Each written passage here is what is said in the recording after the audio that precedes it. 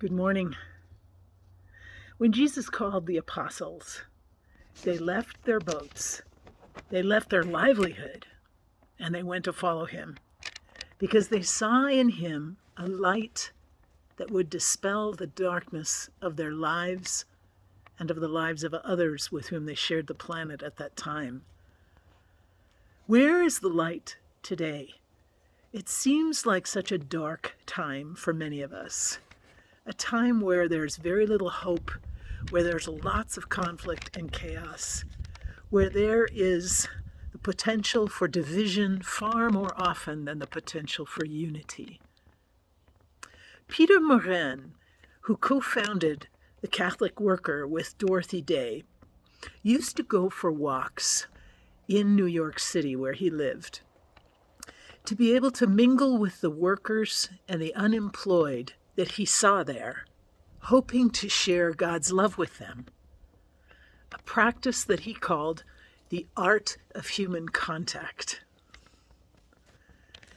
We often interact with one another without really interacting, without paying attention to each other, and I think in some ways the pandemic has made that even worse, that we aren't used to looking at each other's eyes anymore.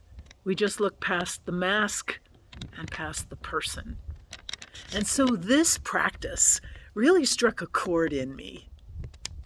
He was talking about an interpersonal contact that flows from and leads to a recognition of the deepest, innermost I, the person that resides in the heart of every human being. Such contact nourishes all of humanity. We need it. It's a deliberate act. This is what the apostles experienced when they followed Jesus and left everything behind.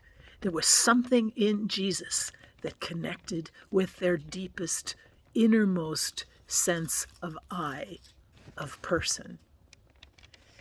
How do we come out of this darkness? If we honestly do not recognize this I, this divine soul, this divine essence in each one of us, if we don't recognize that in every single person, if our communities don't recognize and value all members, then the light that we carry will be scattered instead of form as a bright beam and beacon of hope. For me, this becomes really clear. This isn't just an experience of charity where I interact with people and say, hey, I care about you, you are important to me, I'm paying attention to the divine within you. This has to be a motivating force for my life. If I am not using this impetus to recognize Christ in the people that I interact with, like intentionally looking for that within them, then I'm almost pretending at being a follower of Christ's. How do I take that seriously? Jesus is the one that set the tone and the example. Recognizing within each person, lingering with their eye contact, inquiring far beyond what was seemingly necessary. Being kind, being intentional. And if that becomes my motive for interacting with the human beings that I encounter every day, then that's where I bring that light.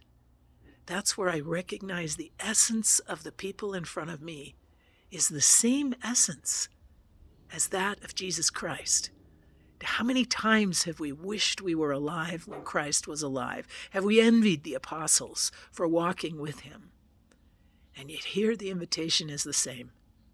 Walk with your brother and sister, paying attention to the fact that the divine spirit, that what animated Jesus, also animates them. Will I see it? Will you see it today?